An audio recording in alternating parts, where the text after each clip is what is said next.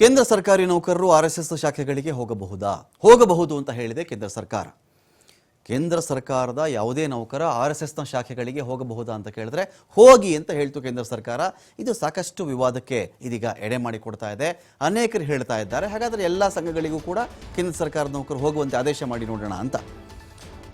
RSS ಸಭೆಗಳಲ್ಲಿ ಭಾಗವಹಿಸೋದಕ್ಕೆ ಸರ್ಕಾರಿ ನೌಕರರಿಗೆ ಗ್ರೀನ್ ಸಿಗ್ನಲ್ ಕೊಟ್ಟಿದೆ ಕೇಂದ್ರ ಸರ್ಕಾರ. ಜುಲೈ 9ನೇ ತಾರೀಕೆ ಸರ್ಕಾರಿ ನೌಕರರಿಗೆ ಈ ಥರ ಅನುಮತಿಯನ್ನು ಕೊಟ್ಟು ಆದೇಶ ಕೂಡ ಪ್ರಕಟವಾಗಿದೆ. ಯಾವುದೇ ಧಾರ್ಮಿಕ ಸಂಘಟನೆಗಳ ಜೊತೆ ಗುರುತಿಸಿಕೊಳ್ಳದಂತೆ ನಿರ್ಬಂಧ ಇತ್ತು ಮೊದಲು. ಯಾವುದೇ ರಿಲಿಜಿಯಸ್ ಔಟ್ಫಿಟ್ಸ್ ಇರ್ತಾವಲ್ವಾ, ಆರ್ಗನೈಸೇಷನ್ಸ್ ಇರ್ತಾವಲ್ವಾ, ಅವುಗಳೊಂದಿಗೆ ಕೇಂದ್ರ ಸರ್ಕಾರದ ನೌಕರರು ಗುರುತಿಸಿಕೊಳ್ಳಬಾರದು ಅಂತ ಮೊದಲೇ ಹೇಳಿತ್ತು. ಆದರೆ ಈಗ ನೋಡಿದ್ರೆ RSS ಸಭೆಗಳಿಗೆ ಹೋಗಬಹುದು, ಗುರುತಿಸಿಕೊಳ್ಳಬಹುದು ಅಂತ ಕೇಂದ್ರ ಹೇಳಿಬಿಟ್ಟಿದೆ. ಕೇವಲ RSS ಕಾರ್ಯಕ್ರಮಗಳಲ್ಲಿ ಮಾತ್ರ ಭಾಗವಹಿಸೋದಕ್ಕೆ ಒಂದು ಅವಕಾಶವನ್ನು ಕೊಡಲಾಗಿದೆ. ಇದೇನು ಮಾಡಿದೆ, ಬೇರೆ ಸಂಘಟನೆಗಳ ನಾಯಕರುಗಳಿಗೆ, ಬೇರೆ ಸಂಘಟನೆಗಳ ಪರ ಇರುವವರಿಗೆ ಕಣ್ಣು ಕೆಂಪಾಗುವಂತೆ ಮಾಡಿಬಿಟ್ಟಿದೆ. ನೌಕರರನ್ನು RSS ಮುಂದೆ ಕೇಂದ್ರ ಅಡ ಇಟ್ಟುಬಿಟ್ಟಿದೆ. ಶಶಿ ತರೂರ್ ಆಕ್ರೋಶ ಇದು. ಎಲ್ಲ ಧಾರ್ಮಿಕ ಕಾರ್ಯಕ್ರಮಗಳಿಗೂ ಇವರು ಹೋಗುವಂತೆ ಅವಕಾಶವನ್ನು ಕೊಡಲಿ ಅಂತ ಅಸಾದುದ್ದೀನ್ ಓವೈಸಿ ಒಂದು ಕಡೆ ಹೇಳಿದ್ದಾರೆ. ಅಸಾದುದ್ದೀನ್ ಓವೈಸಿದು ಒಂದೇ ವಾದ, ಇದೇನು ಬರೀ RSS ಯಾಕ್ರಿ, ಎಲ್ಲ ಔಟ್ಫಿಟ್ಟು ಎಲ್ಲ ಸಂಘಗಳಿಗೂ ಕೂಡ ಹೋಗುವಂತಾಗಲಿ ಬಿಡಿ, ಕೊಡಿ ನೋಡೋಣ ಆ ಥರ ಆದೇಶ ಅಂತ ಅಸಾದುದ್ದೀನ್ ಓವೈಸಿ ಕೂಡ ಒಂದು ಕಡೆ ಕೇಳ್ಕೊಂಡಿದ್ದಾರೆ. ಶಶಿ ತರೂರ್, ಅಸಾದುದ್ದೀನ್ ಓವೈಸಿ ಅನೇಕರು ಇದ್ರ ಬಗ್ಗೆ ಕಿಡಿಕಾರಿದ್ದಾರೆ.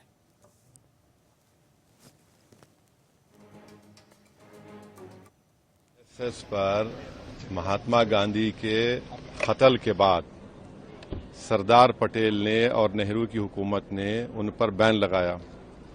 उन पर बैन इसलिए निकाला गया क्योंकि उनको ये मानना पड़ा कि वो भारत के संविधान को मानेंगे, वो भारत के नेशनल फ्लैग को मानेंगे और उनको अपना एक रिटर्न कॉन्स्टिट्यूशन देना पड़ा. और उसमें कई कंडीशंस थे जो पॉलिटिक्स में हिस्सा नहीं लेंगे. उस ऑर्गेनाइजेशन को आज ये बीजेपी की एनडीए की सरकार ये परमिट कर रही है कि गवर्नमेंट सर्वेंट्स आरएसएस के एक्टिविटीज में हिस्सा ले सकते हैं. तो ये मैं समझता हूं ये बिल्कुल गलत है, क्योंकि आरएसएस का जो मेंबर का ओथ होता है, पहले तो मराठी में था, बाद में उन्होंने उसको संस्कृत में किया, फिर थोड़ा अमेंडमेंट्स किए. वो ओथ आपको कहता है कि वो भारत की डाइवर्सिटी को, प्लुरलिज्म को नहीं मानते. वो तो हिंदू राष्ट्र के ऊपर कसम खाते हैं. तो जो हिंदू राष्ट्र के ऊपर कसम खाता वो तो इंडियन नेशनलिज्म के खिलाफ बात कर रहा है. और मेरा मानना यह है कि जितने कल्चरल ऑर्गेनाइजेशंस है उनको परमिट नहीं करना चाहिए. तीसरी बात यह है कि ऐसे कई कल्चरल ऑर्गेनाइजेशंस है जो कम्युनिस्ट आइडियोलॉजी को मानते हैं. ऐसे कई कल्चरल ऑर्गेनाइजेशन, मिसाल के तौर पर जो जमात इस्लामी है. और आखिरी बात यह है कि इस फैसले से बात जाहिर होती है कि ये जो एनडीए के अलाइज हैं, ये लोग क्या कहेंगे इस बारे में भी, क्या वो इसको मानते हैं? देखिए, काफी अजीब चीज है, क्योंकि आपको पता है कि ये सरदार पटेल ने जो शुरू किया था कि आरएसएस का काम और सरकार का काम अलग है, दोनों एक साथ नहीं होना चाहिए.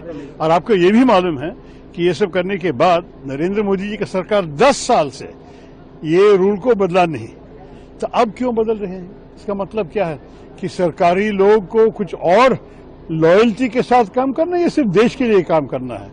कोई भी, मैं आरएसएस के बारे में ये सिर्फ कहूंगा कि एक संघ है, उनके खिलाफ लोग हैं, उनके साथ भी लोग हैं. सरकारी जो हमारी एम्प्लॉइज हैं सरकार के, उनकी जिम्मेदारी है सबके लिए काम करने के लिए, पूरे देश के लिए काम करने के लिए. कभी भी एक, अगर उनके जो भी इंक्लिनेशंस है, पॉलिटिकल इंक्लिनेशन, राजनीतिक जो है, वो तो दिखाना नहीं है, उसके बेसिस पे काम नहीं करना है. लेकिन अगर आप अभी खुलेआम से आप मेंबर भी बन जाएं आरएसएस के, तो उसका मतलब क्या है, किस ऑब्जेक्टिविटी से आप आपकी काम करेंगे? इम्पार्शियलिटी को क्या हो गया अभी?